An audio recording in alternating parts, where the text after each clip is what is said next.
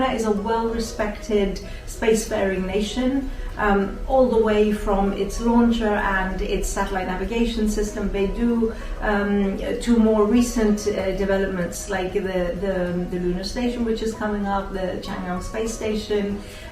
It's a very well-respected nation, and that's why it's very important that I learn more about it. So whether it's collaborating on access to space for all, like the examples you gave with the space station, whether it's collaborating on capacity building and driving resilience for in the region through UN Spider, or whether it's to do with training and education. I'm really proud of the fact that we have a strong collaboration with China, and now I'm going there, we will be also looking at what more can we do together.